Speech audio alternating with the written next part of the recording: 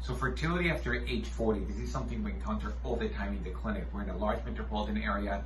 Women have gone to school, focused on their careers, try to choose their right partner, and then they're hitting close to 40, they're in their 40s, and they know their options are less. I mean, they've looked, there's plenty of evidence out there looking at different communities around the world where like natural fertility in your 20s is your peak. That's about 20 to 25% per month of chances to conceive. And then at age 40, when everything is perfect, is 4 to 5%. So it's really severely declined. So we know this is a fact, this is true. And there's many reasons for it, but the biggest one is aneuploidy, which means an uneven number of genetic material or chromosomes. So you're supposed to have 2 sets of 23 chromosomes, and that makes a normal person. If that is not balanced, then you have an abnormal embryo, which will lead to not getting pregnant, miscarriage, or even things like Down syndrome. So aneuploidy is not a good thing, and it does correlate with age. We know that from genetic testing of embryos, and we know that from what I just mentioned, and everything correlates and it's identical. So for example, donor egg, if we look at patients from age 20 to 50 getting pregnant with the eggs of a young donor, the pregnancy rates are basically flat. So their age, the age of the uterus, doesn't really matter. It's really the egg that matters. Same thing if we look at patients that get pregnant with doing IVF and their own eggs and testing the embryos and only transferring normal embryos. Exactly the same line you get. So if you put a normal embryo, the pregnancy rates are going to be about the same regardless of your age. Or gestational carriers, even if they're 25, 35, 30, 40, the chances of pregnancy are the same. So really it's aneuploidy and the egg. The second big issue is going to be the decline in egg number.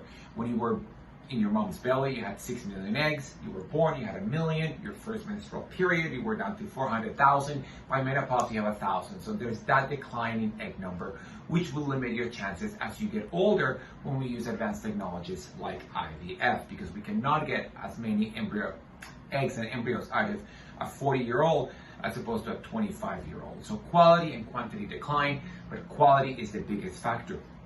Yes, the age of the male can change things a bit.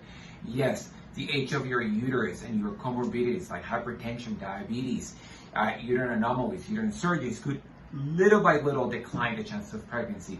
But basically, abnormal chromosomes is going to be every single time the most important. So what can you do? You need to empower yourself and be aggressive. You need to get tested. So even though infertility is defined by a year of trying and not getting pregnant, if you're 40 or above, you should even not try, just get tested, or try for 3 months max and get tested and get your partner tested. It's easy.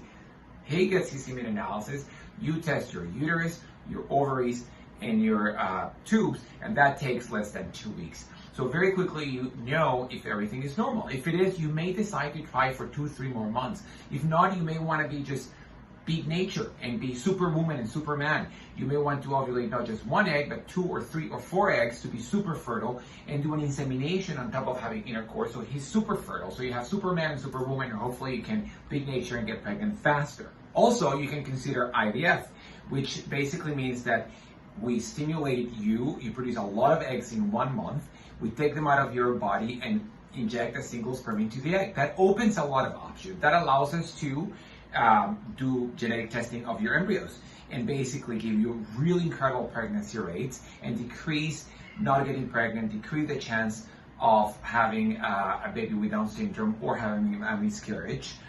Also, you can see if you're going to have boys or girls. If you have enough embryos to have not only a baby now, but maybe 2 years down the line.